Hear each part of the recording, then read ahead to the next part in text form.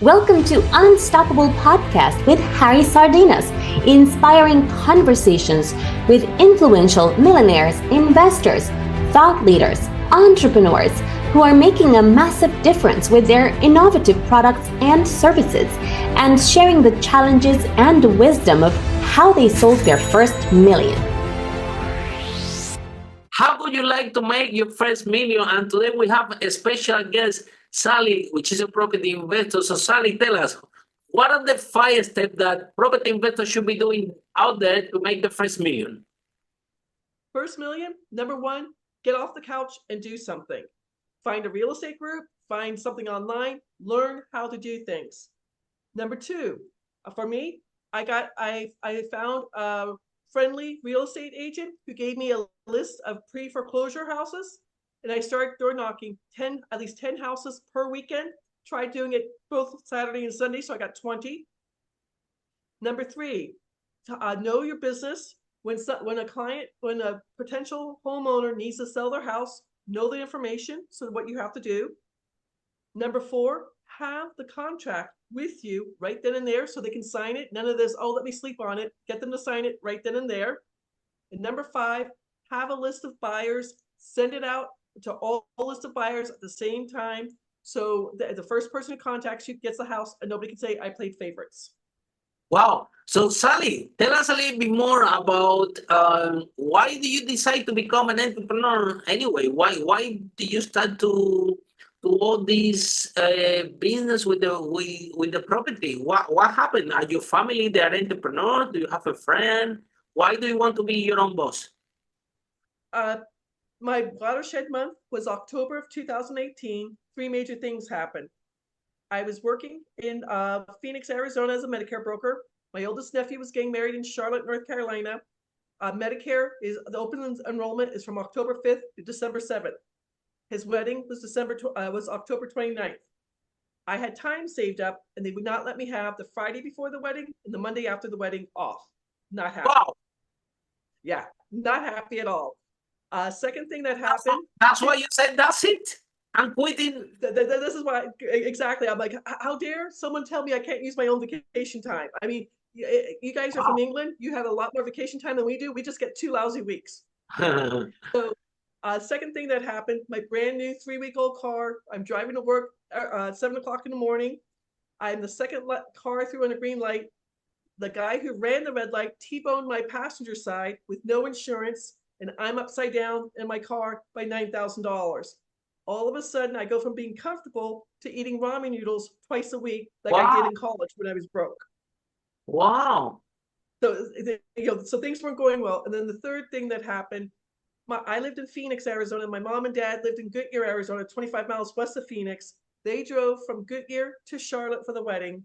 The Thursday before the wedding, my dad called me to tell me my mom was in the hospital. She got septic in the blood. She was on a ventilator for 13 months, in a hospital for 15 months. Her first bill for being on a ventilator was $92,000. My dad was retired military. It was all paid for. But I'm standing in my parents' kitchen. I have a mortgage. I have 2 car payments. I should have only had 1. I have student loans because I went to graduate school. I have credit card debt, and I have an $8,000 deductible on my health insurance. So if I got injured in that car accident, I would have to come up with $8,000. Wow. Right there in my parents' kitchen, I called my friend Glenn. He had invited me to a real estate meeting back in August, and I said, I'm going to be busy. And Glenn said, hey, Sally, next Saturday, we're having a potluck Christmas dinner. Bring a $5 gift and some food and meet my fellow real estate investors. I don't know about you, but going to a party where you don't know anybody, a little bit scary, but I did it, and it was the best decision of my life. In 2019, still working full-time as a Medicare broker, hated the job. I wholesaled 7 properties, paid off $184,000 in debt, paid off my house, paid off my cars, paid off my student loans, completely debt-free. Woohoo, rock star. Wow. I knew about capital gains. I had $50,000 in my bank account. My CPA, doing my taxes, calls me on April 4th of 2020 to say, congratulations, Sally, you made so much money. Your tax bracket went from 22% to 24%. Wow. All of a sudden, I owed the federal government $97,000. I only had $50,000 saved. Oh my God, again. So not happy. I took out a HELOC. Took money out of my house. I paid it all off. But have you ever heard of a book called The Power of Your Subconscious Mind? Yes. It's an old book by Joseph Murphy. It's one of my favorite books. I wake up the next day, 5 o'clock in the morning, get online, because I had read an article about the Rockefellers Spendthrift Trust. If the Rockefellers can save money, I want to save money. Absolutely. So I spent, well, everyone should save money. So I spent 5 months researching the Spendthrift Trust. And in September of 2020, I started both my business and my beneficial spendthrift trust to save money. And I became the first female teacher or mastermind in my real estate group. I'm very proud of that fact. Teach other real estate investors how to save taxes. And then, do you know who Bob Proctor was? Yes, absolutely. Okay. I'm a student of Thinking into Results. My coach, Susan Ma, contacts me because you're playing too small. You need to start helping business owners and other investors. And so I started my company March of 2020, and it's been fantastic ever since. Wow, Sally, what a wonderful story. Let me tell you something. I think that sometimes life have to give you a little bit of push to do what you really want to be. Honestly, the how I started my property business is because I was working actually in London as a waiter. I got a degree in chemical engineering, but my English it was really bad, still is bad. But I went to London to learn English, and so when you go there and you don't speak the language, of course you have to to be waiter, and this is the job that you have to do. And then but I was spending more than what I was making, yeah, because London is very expensive. But what happened is that my dad got cancer, and I didn't have money to go and travel to see my dad in Madrid, and I didn't even have money for the flight. So I remember my brother, which has a job, has to back in the day. Now he's also an entrepreneur, but back in the day he has a job. He has to use all his saving to save my dad's life, yeah, and that's hurt me a lot. To a point that I was so angry with myself, I couldn't sleep, and I promised to myself that I can never let myself in this situation again. That I don't have money to look after the people that I love. So guess what happened? I opened the book of Robert Kiyosaki.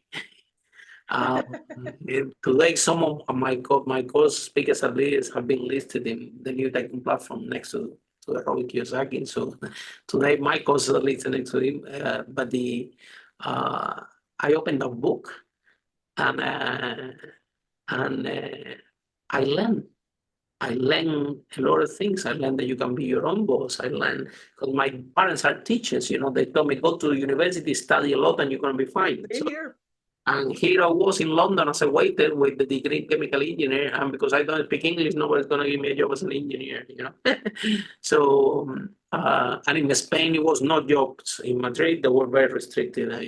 In the north of Spain, I think Tarragona is with the chemical industries base. Yeah. Anyway, so, and then I literally did it purely for the money, honestly. Yeah. I was no passion about property, didn't know anything about property. I just want to be my own boss. I want to make money to win that. And there I was. Next, I read the book in the all night. Yeah. And that day, 8 a.m., as soon as the bank opened, I went to the bank and said, look, I need that you lend me some money. So they only could lend me 3,000 because of my salary. They cannot lend me any more money. And with that money was where I rent my first property, which become, I was renting properties, fix them up and rent them by units. Yeah, in London, they call it rent to rent. And this is how I acquired my first rent-to-rent property, and the rest is history. We managed to sell over 5 million, and it was amazing. And I'm very grateful about property Still, I'm on the same boat of you in terms of, I have 177 tenants, and so imagine, imagine the operation that we had, yeah. But I'm managing that business to, um, the whole thing was running by itself up to the point that one day I went to the office and they told me, Harry, we don't need you anymore. Go home. Uh, we can run this company without you. Yeah, and they send me on holiday, my own, whatever. Yeah. So however, my question is the following: what advice do you have for people out there that they're waiting until a tragic moment, until a moment of decision, yeah, happen? And sometimes it could be the case like me, like me that got cancer, I got angry. Maybe the case like you that you said, I cannot have this situation, I have death everywhere, I have to do something about it. But what message do you have to the people, to the young generation that listen to this podcast, that maybe they're going to waste 10, 20, 30 years working in a job, and eventually one day the life is going to hit them hard, and they will need to repurpose their life. Again, actually, I was in my 30s when this happened, so I've been. I personally was 53, so yes. There I'm you a late go. bloomer. There you go. So, okay. So, Sally, let's help the people that don't wait until be on the 30s, until be on the 53 to expand their own potential and to see what is possible. So, what advice do you have for these people? My biggest advice is, I'm stealing it from Nike. Just do it. Just do it. Now that I'm a real estate People investor, are scared. People are scared. People are young. If somebody have 22, 23 years old, which I think this is the time that they should do it because they have energy, and if they lost everything, nothing happens. They have their whole life ahead. People get comfortable and they get scared. or they become a couch potato. Like Or you say, that you're doing a job that you didn't like. Yeah. So correct. why Sally, tell us, yeah, why? Because let me tell you something, yeah. A lot of people talk about how to deal with failure, yeah, but nobody talk about how to deal with success. So we're gonna talk both things with you, yeah. Number one, Okay. yeah, why were you coping with a job that you're not happy, that they don't give you the money on holiday? If I tell you a story, you're not gonna believe. The other day I was in London, yeah, I dance salsa, so I have a group of friends which is outside the entrepreneur world completely. We dance salsa, nobody knows what everybody does. We just go dance salsa, have fun, do exercise and everything. And one of the friends told me, Harry, I'm going on holiday to India. I said, wow, amazing. I said, how long are you going for? And he told me, I'm going for a week. And I'm like, man, how come you're gonna do such a big trip from London to India only for a week? Because every time that I go far, even when I go to US or whatever, I try to be at least a month, because you're I'm European, gonna you get to, spend, yes. so I better gonna spend more time. So it was not working in my head. Like, this guy, why is gonna make the whole trip only for 1 week? You know what the guy told me? He told me, Harry, the problem is that I don't have more holidays left.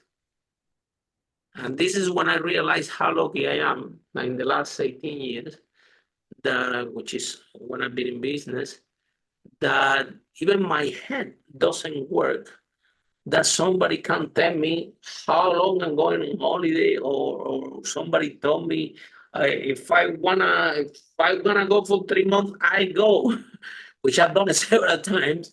And so again, Sally, why were you coping with that? And what you knew clearly demonstrated that you have a huge potential, that you know how to sell, that you're very smart, that you're very resourceful, that in very little period of time, you are 53, you have made so much money and things that you can even make. I bet that in the last 4 years, you have made more money than all your entire life, 10x. So why were you coping with this? What was a fear? Do you have something to pay? What happened? Quite honestly, when I graduated from college or university here in the United States, I went to the Peace Corps for 2 years in Poland. Spent 2 years in Poland, and then kind of interesting, 100 of us went over, And at the end, there were only 88 of us, and I had asked everyone who wants to go on the Trans-Siberian with me, from Moscow to China. Nobody wanted to do it, and I spent 9 months traveling around the world. Mhm. Every time I met somebody, they assumed I was Canadian. Nobody assumed I was American because Americans don't travel like Canadians Absolutely. and Europeans do. Yeah. And that's always been my dream. I got to do it when I was young. I had my 23rd birthday at the time, and then my only problem was I had student loans I had to pay back, and so I started working. You just get into a rut, and I Ah, was in a you go bad inside rut. to a rat race. You have to pay your student loan because you have to pay your student loan. You need to find the job. And Correct. now you are in the situation that all you're working to pay that loan and you go to a circle that you don't have a way out, They right? get circle around and around. I mean, when I traveled, my mom is from Ireland, and I have relatives in New Zealand. I got to spend 4 months in New Zealand. I nearly lived there, but I was going to have to start paying back my student loans. And now I'm not trying to crow, but I'm financially free, and I'm helping my nieces, pay Very off good. their loans too. Because one of my nieces went to a private school, and she works for the state, the county government, and she's not making enough money to pay her student loans. And over Christmas, she told her two sisters, and now I'm helping the two sisters too. So it, You see, now you can you help the people in your family. Now, let's talk about something. Yeah, now that we're digging into the student loan, yeah, this conversation very interesting. Yeah, because I have people also that say, okay, Harry, I'm gonna spend 20K, 30K, 60K a year because I'm going to study the best master in business, the best MBA. And every time that I told them, I used to have a restaurant. I have a restaurant in London. One of my crazy ideas that never worked was a total disaster. I lost 200,000 pounds in 2 years of my life. And I always tell it to those young people that want to study an MBA. I said, listen, if you really want an MBA, open a restaurant. You always see how you're going to learn about business so quickly. So quickly, you're going to learn for real how business is because you have to develop a lot of skills to make this thing work. And it will build you as an entrepreneur. Entrepreneur is a skill. The more you practice, the better you become. And there is no way that none of us can. I have met anybody that told me, okay, I have this product from the beginning and it works, So is the more you practice, the better you become, and the younger you start, the better. So what message do you have for the young generation that because of this part, which is not their fault, let me tell you, it's not their fault because, like for example, my parents told me go to university and study, and you're gonna be okay, and they didn't know any better. They're both professors. They never have a business. In my family, nobody's never been an entrepreneur. So I don't have any reference. They don't have any reference either. What my grandfather was a business owner, but a small business owner. So something really tiny. So, uh, sometimes the stereotypes, okay, go to school, go to university, be the best, and then find a corporate job and buy a big house, and then because you bought the big house, now you're attached to this corporate job that you cannot say anything because if they fire you, you back to zero, and the whole thing become a rat race where actually there is another way. You can be your own boss and you can be successful. So what can you tell to the new generations that I mean, I have a great time in university, don't get me wrong. I make a lot of friends. I have a lot of fun. Yeah. I think that honestly, my engineering degree, I never exercised in my life as a chemical engineer. However, in these 5 years university engineering, you're hitting problems, the habitual, like mathematical chemistry and whatever. So after 5 years, my brain have a certain ability to solve problems that were theoretical, but so I did get a good training in the university. So I'm grateful for the university. However, um, I don't eat or make my money and make my life for what I learned there. Okay. So, in your view, what message do you have for the young people that want to find freedom in their life, but they follow the stereotypes or whatever somebody has told them, and then they end up in a trap, which is honestly is designed for you don't get out. It's So true. what The can rat you tell race. them? What I would suggest, seriously, find what you love. What this is a true story. One of my nieces loves dogs. So what she's working 8 hours a week. She's Okay. sleeping 8 hours a day. She's got another 8 hours. What she did was she got two female Dachshunds and a male Dachshund, and I don't want to say it's a puppy mill, but she has puppies and their pedigree, and she sells the puppies. She's There you making go. more money. Correct. She's making more money with her puppies than she is from her 40-hour-a-week job, if that makes sense. Absolutely. Yeah. So yeah, and I agree with you. But also Sally, something that you did that is amazing, and is one of the keys for your success, is that you actually went to a mastermind. So you went to a peer group where you see other people doing everything, and then you go and meet these people. Yeah, I've been in a property mastermind here in London, in London as well, and I was so happy, because I thought I was alone. Actually, I thought that I invented this. I thought, because I did it a friend told me you can do this and things. A little bit what my friend told me, a little bit that I could create it. I was running my own business. I thought that I was the only person that had this business in London. I was doing a mentoring or whatever. And until I find my property mastermind, and I found that no, actually, I was no. The first one, there were people that were huge, way bigger than me. They knew more than me, and they shared a lot of experiences with me. And then for the first time, I met people that I can talk, because before I cannot talk with my friends, I cannot talk with anybody because nobody have a business. They only have a business. So every time I go to talk to my friends about the business, they don't want to know about it because they don't care.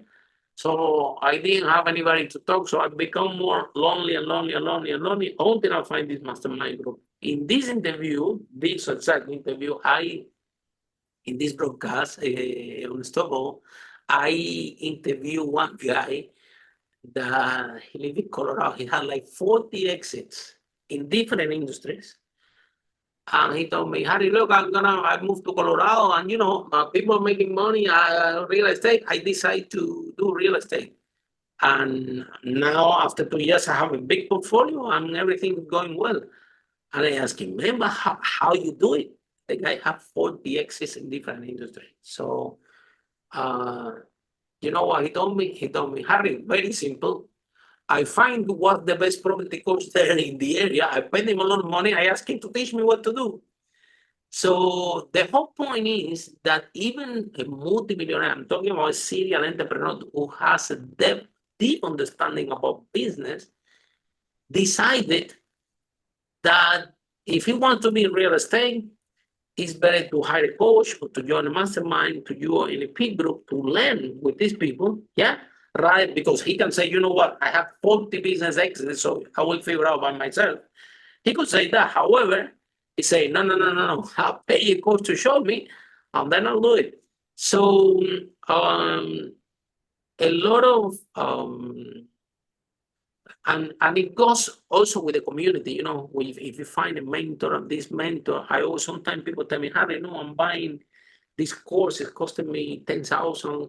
Do you think that the money is worth it? I'm telling, listen, maybe the property course is not going to help you that much. But let me tell you something. If you are in a room that everybody invests 10,000 to be there and everybody's interested in property, you already have a network there.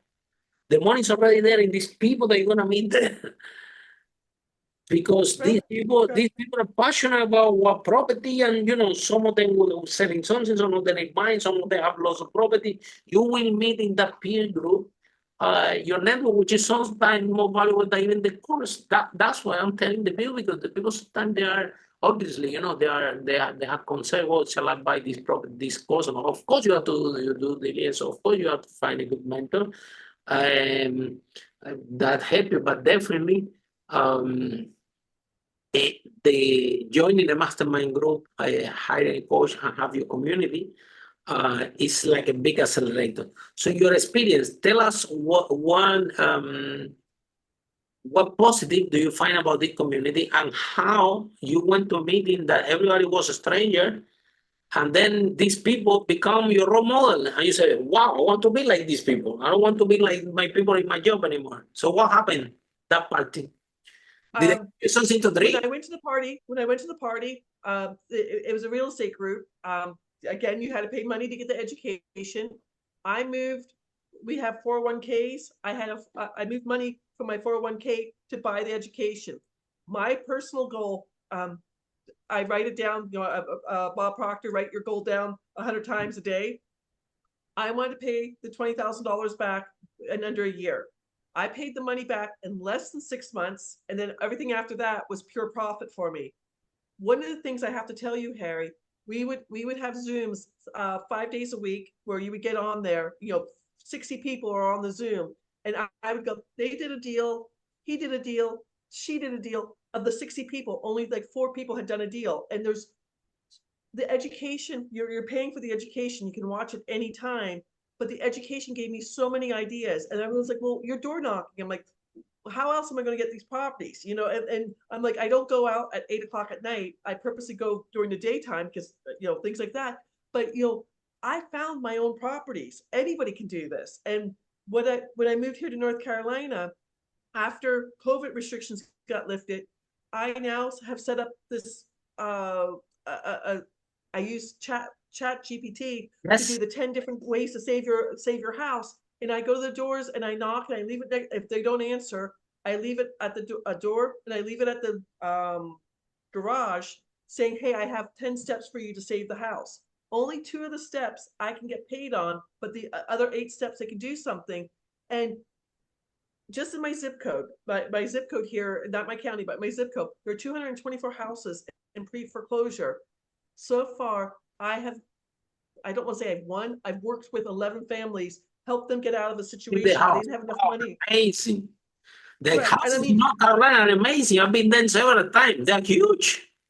yeah, correct. And I They're mean, amazing. They're it's not huge. hard to do. And literally, one of my clients for the trust, this happened last March of 2023.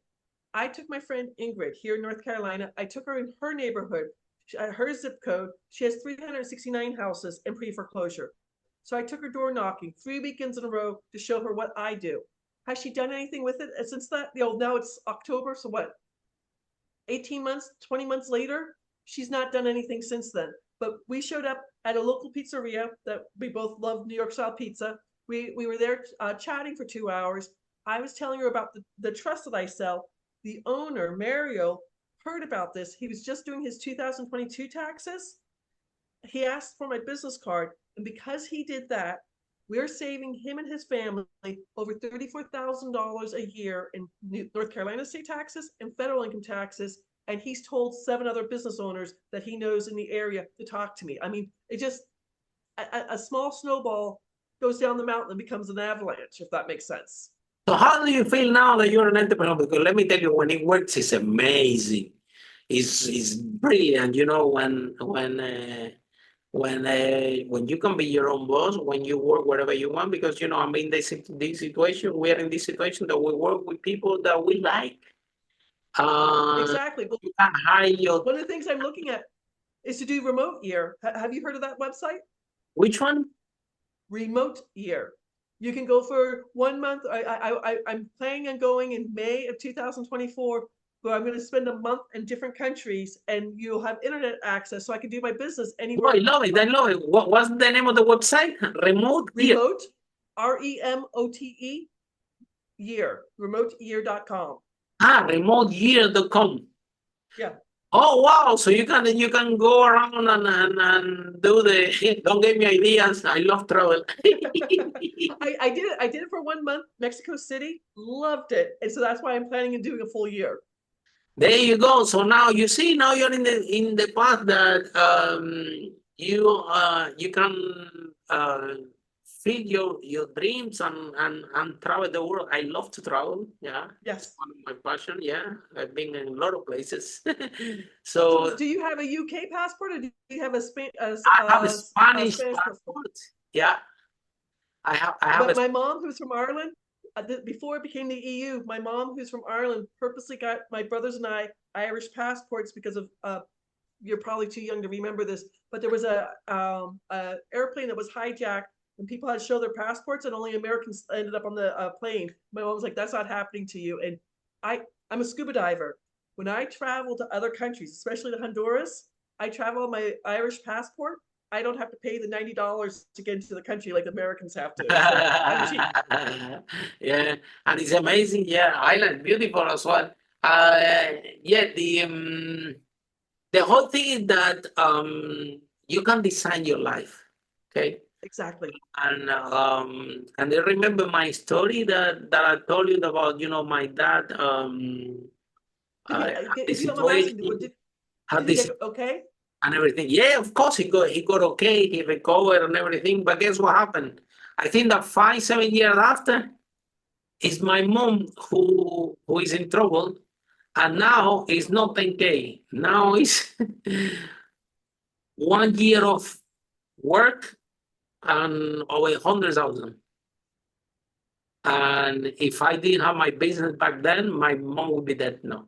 Because it Wow. So was, you helped your mom. That's so important. yes, I saved her life, but I saved her life because I own a business. That my property business back in the day, it was like said, like my team told me, Harry, go home. We don't need you anymore. It was running by itself. So then I had this situation that happened, a family emergent, and because my property business was operating by itself, I have that time and the resources to fly. My mom was in Cuba at day to fly, to take her out, to take her to Brazilian doctors and to save her life. So the whole process, we didn't know what she had, so it was a long process. Took a whole year. Yeah. So the point of the story is that, so I'm very grateful to be an entrepreneur. I don't think that, Yes. for example, my brother, even if he can, he won't be able to do what I did because he has a job. Yeah. So that's how his life. He saved my dad's life with his saving. But then when it comes to my mom, it was 10x everything, 10x the time and 10x the money. And he couldn't quit his job. He cannot quit the job. But I was an entrepreneur, and my property business allowed me to get that freedom. And I think that what I did, I think that this is sometimes one of the things that made me more happy. That things that I done in my life is to have the time and the resources to look after the people you love. Yeah, and Exactly. it's hard because I got people, I have clients, I have people that I spoke, even people that I trained that told me, Harry, I have my child sick in the hospital, baby, and they don't let me go from work. They say, oh, after you finish, you need to go. You cannot take the day off and whatever. So why do you think that that society do as much as possible to hide or to don't encourage entrepreneurship and encourage everybody to go and find a job? I have to say that being an entrepreneur is not for everybody. Yeah. You need to have it. You need to have the right drive. You need to have in your gene. You need to have the right motivation. You need to have a certain resourcefulness and be okay. Be out of your comfort zone. For example, this thing that you're telling me that you're knocking doors, I think it's amazing. That you're going there with 53 years old knocking on doors of people. I think this is brilliant.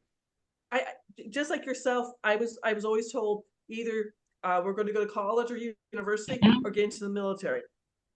I can't get into the military. I have bad eyesight, so I wouldn't be able to do that. And I think it gets drummed out of you. I mean, you Yeah, get they into tell the you rat so many race times so since many you're times. so little that when you are 18, it's already so deep in your brain that you realize that this is what I'm gonna do. I'm going to university. So I was, I'm so grateful for my mom and dad that I said, look, you know what? I'm not so interested in this university that much. However, it's gonna make them very happy. So let me go there. They're happy.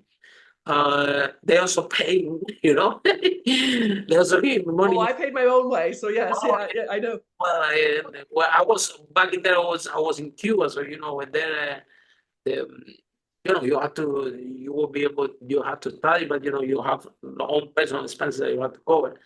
So I don't know. I said, well, let me keep the happy. But in the other day, after I finished my degree, I went to Spain, and this is the reality. Yeah, I said, I'm a chemical engineer. They told me, really? Okay, where do you graduate in Cuba? Okay, here's the thing. Your degree is doesn't worth anything here. Here, the degrees have to be Spanish. So you have to go back to university and see what we can do. So, yeah, so I was there with zero, nothing. And Well, just to give you a story, back in 2019, when I'm doing all this real estate, we have American football, and I'm a very, very big fan of football. So I would go to this bar to watch my Patriots play because I used to live in Massachusetts. And a friend of mine who hates her job, still hates her job, and I said, come with me on Wednesday night, come to a real estate meeting, see what I do. You want to know what her answer was to me? Wednesday night's good TV night. I'm like, it's reruns. It's in the middle of summer. She's like, I still want to watch TV. And I'm like, Emily, change your life. Literally, I got a text from her today saying that she's flat broke. And I'm like, I could have changed your life 5 years ago, 4 years ago, and she didn't do anything. I feel sad for her, but it was her decision. yeah, at the end of the day, like I said, people, because now you go and you tell this story, and people, you know what they're gonna think? They say, "Oh, this is too good to be true. This is how she's I missing." hate people saying I'm lucky. I am not lucky. I work No, hard to do what I do. definitely, you went for it. You went for it because you have a necessity, you have a drive, and you said, I have enough of this. Yeah. Yes. I know how you feel because this is exactly how I feel when my dad was sick. I went to a situation that I said, look, I will never put myself in this position again. Never again. I don't know what I'm gonna do. I don't know how I'm gonna do it. And as the moment that But you did something. you take that decision, your brain switch.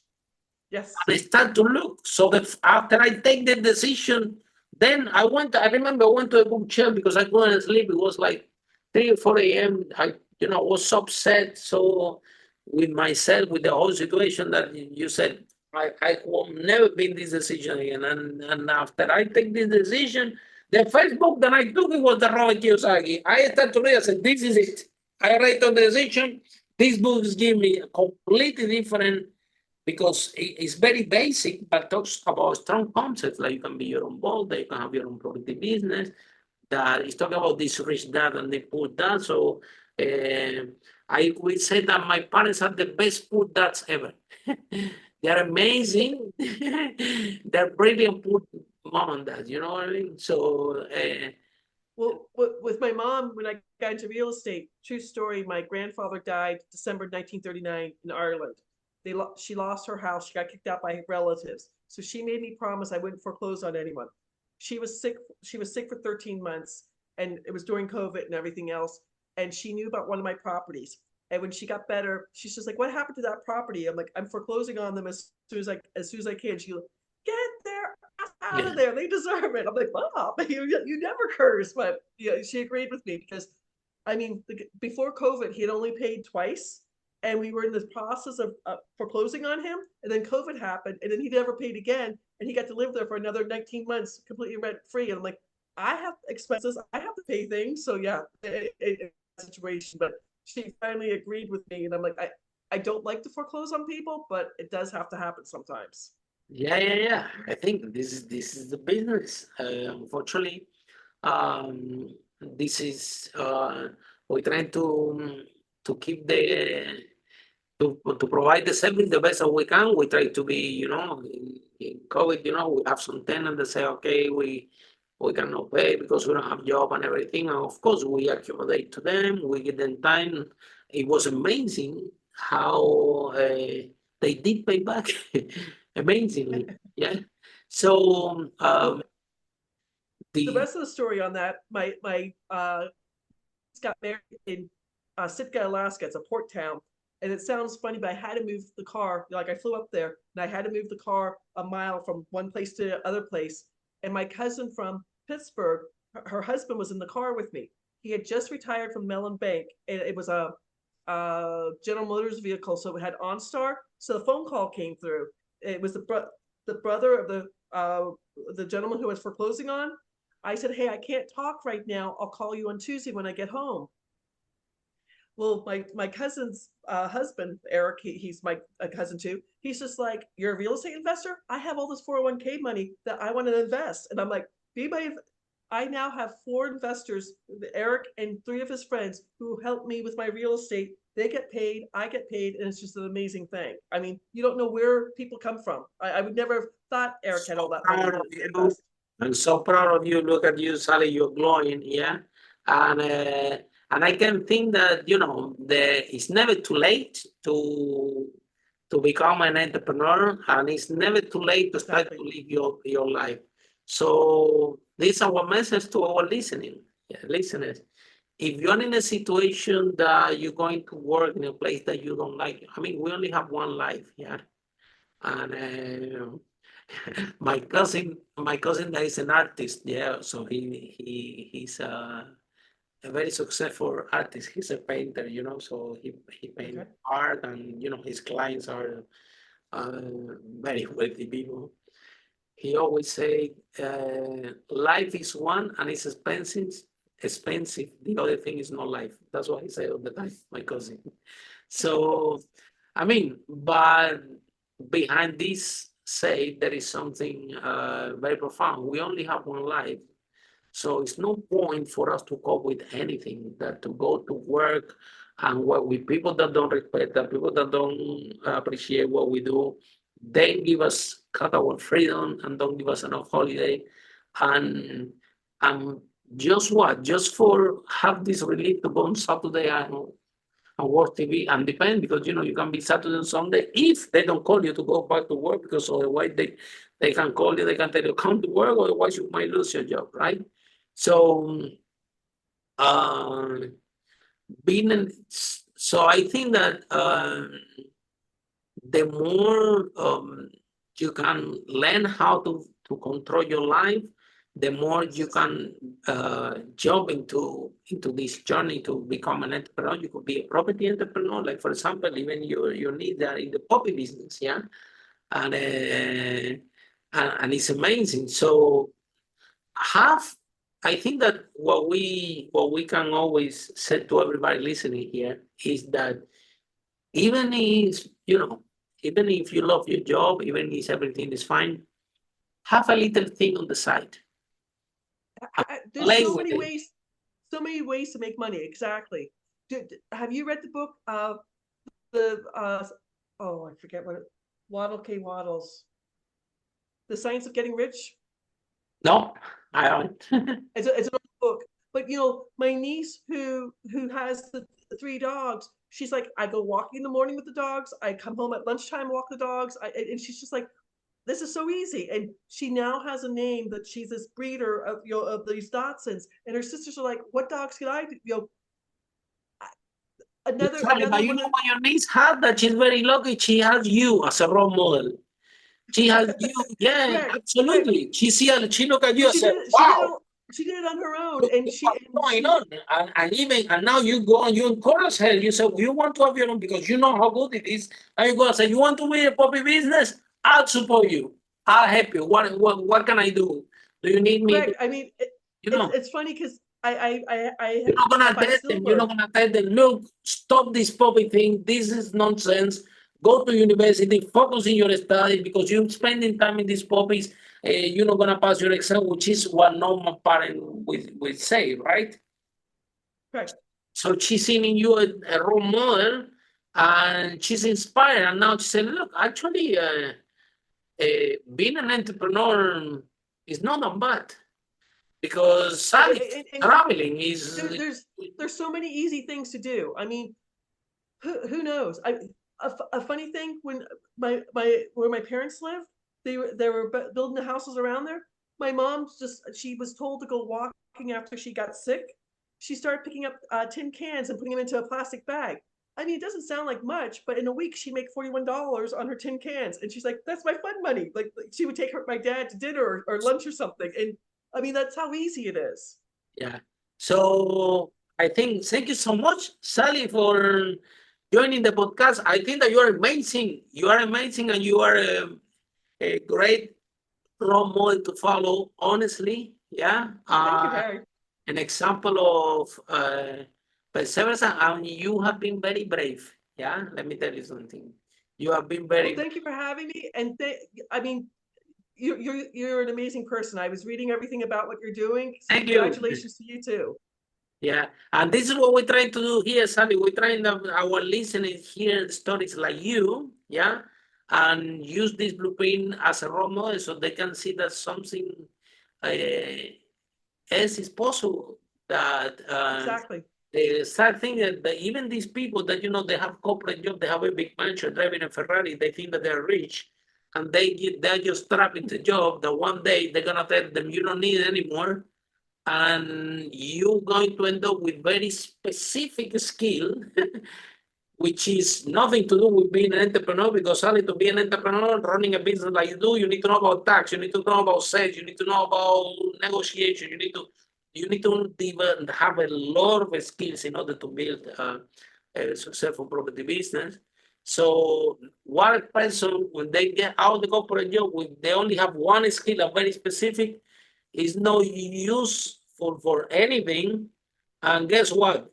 After 2 months, the mansion is gone, the Ferrari is gone, and the guy doesn't have any skill, or the girl doesn't have any skill, doesn't have anything. This is a problem. Very big problem. I This mean, is a big problem. Yeah.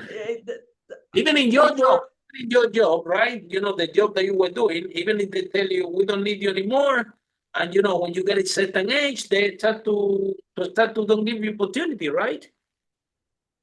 I don't know if you have enough time, but a funny story. I was working as a Medicare Tell us, broker. I I have was time. doing For your story, I have time. That's very inspiring. I was doing I was going to quit in March of 2020. I knew this already. I was licensed in 32 states, and we were doing a special call campaign in Texas. This woman at Medicare, you've got your birthday month 3 months before, 3 months after. She had to issue her policy by November of 2009, end of November 2019. She calls me back on November 22nd because I talked to her. I had called her earlier in the month, and I said, "What's changed on your account?" She goes, "Oh, I moved." She moved 4 miles into New Mexico, another state. Everything's different. I'm licensed in New Mexico. I send a message to my manager saying, "Hey, she moved to New Mexico. I only quoted her." He comes over and he says, "Did she issue?" I said, "No, she didn't." Says nothing else to me. She calls back on the 28th of November to issue the policy, and I send a message to my manager. And my manager, Scott, used to be a football linesman, 6'6", big, huge guy. He's standing with his arms crossed. And he goes, "I have to apologize, Sally. You're fired." I'm like, "That's okay. Tomorrow I make $8,000 on a wholesale deal. Adios." And I was so happy and humbled. Thank you. He's walking me down, and he goes, "I know you were going to quit March 30th." And I'm like, "I hadn't put my time in yet, but yes, I was." So You were already preparing to wait. Yeah, the thing is that I remember when I my first property business. At the beginning, I was working back on the day as a Hilton room service. Yeah, and I actually was building my building in the lift of the Hilton. Yeah, so every time that I know they come and say, "Oh, I was praying that was in the high floor." Yeah, so then I take the lift, and then in the lift I'm sending out the message, building the business, finding the tenants for the rooms, and and contact the contractor, everything. The whole business was running in the lift of the Hilton. Me taking room service food to to the people. Yeah. So when the food got to floor number 3, I'm like, oh, I can do very little. But when food got to floor number 20 or high floor, then I said, wow, amazing. I have time to go there and it's do amazing it. how much time you can find when you need it. Yeah, yeah, Exactly. yeah, yeah. You find time, you become very resourceful. But it was at some point, I remember that when I spanned, it was like 7 houses. Yeah, I was doing everything by myself. And it reached a point that I always have 2 rooms empty. And a month come, I had 2 rooms empty. Next month come, because I didn't have time to, it was already so many rooms, yeah. And I didn't have time to rent them all. And every month is, so I'm waking up 4 a.m., going to the Hilton, prepare the breakfast, then take out the room service. So this finish like 4 p.m., 5 p.m. And after I finish 5 p.m., I built already all my viewings, everything in the lift. So after 5 p.m., I go there, I do all the viewings, I show my rooms and everything. And then I go home really tired to do all the paperwork and everything. And then I fell asleep with my computer in my lap. That was my life, building my business. And I'm like 3 months, I have 2 rooms empty and I'm totally exhausted, totally tired. And next month I have 2 rooms empty. And in the same month, I'm thinking, say, hold on, but really, if I don't go to work, how long will it take me to rent these 2 rooms? And I remember I was making about £1,000 a salary for going to work a month there in the Hilton. But honestly, if I don't need to go to the Hilton to work, these 2 rooms, it would take me maximum 2 days to rent it, a weekend, yeah. And the rooms were rented also for 1,500 each. So that was the day that Exactly. that was the day that I say that I went to Hilton and say, you know what, guys, I don't think that I need you anymore. and that's the day that I quit. Never look back. And actually, I went there, and after 2 days, I rented 2 rooms and literally have nothing to do because that was the only things that. And then the rest is history. Then I start to hire people, so it becomes amazing. This is how the entrepreneur journey. So sometimes I don't understand how come I was so attached to my job. I didn't even need it. It's a safety net. You learn it's a safety net, and you're like, can I? And I'm still hooked to it, and I don't want to let go. I'm like, so until one day I was so exhausted. I tried to think. I said, hold on, why these rooms are empty all the time? These 2 rooms. If it was no, every month 2 different rooms were empty. But the whole case, of course, I didn't have enough time to work that because I had to do the job and everything. I was tired. And one day, I think that I said, oh, I think it was the day off. That after I sleep the whole day, whatever, I wake up and I'm thinking, I say, look, this situation happened last 3 months. How much money I'm making in this Hilton? How much money the 2 rooms were making? You know what? I'm not coming to work anymore. But now look where you are now. You had to put the work in to get to where you are now. I mean, maybe it was hard and you're not sleeping well enough, but you now are so successful. So congratulations, Harry. Thank you so much, Sally. And with that note, thank you so much for this wonderful story. So now, Sally, people are inspired about your story, yeah, and they want to know you more. They want to learn a little more from you. They also have. I think that you share with us that you also work as a partner with the legal firm, yeah, that you can. Right. So tell us a little bit more how people can find you and how can you help them and how the process works. Excellent. It's neat to have an unusual last name. It's a made-up Slavic name. So I'm on LinkedIn. My personal Facebook account's almost completely full. I've got 4.9 thousand followers. But LinkedIn, I'm on TikTok. I'm on YouTube. You can find me anywhere there. I do have a free class. How can they find you? What they need to type your name? How? SALLY, Sally. My last name is GIM like Mary, ON like Nancy. So it's pronounced Gimon. My free class for the trust is www.sallygimon.com. You'll get a 23-minute presentation. You get 3 articles from Forbes magazine. I didn't write them. Forbes wrote them. You get 2 pages of case law. And then you'll get a chart showing that if someone files single, there's 4 ways to file your taxes in the United States, but making $80,000 gross, how much they'll save in every single state. Because I want as many U.S. business owners, entrepreneurs, franchisee owners, 1099 income earners, and investors to know how they can save taxes just like the rich do. Very good. So thank you so much. And with that note, see you everyone in our next episode of Unstoppable, how brave entrepreneurs like Sally break that wall and achieve the first million. Bye for now. Follow us for more interviews with world's most influential, audacious entrepreneurs that overcame challenges and adversity, providing you with the blueprint of how they sold their first million so you can grow your business exponentially.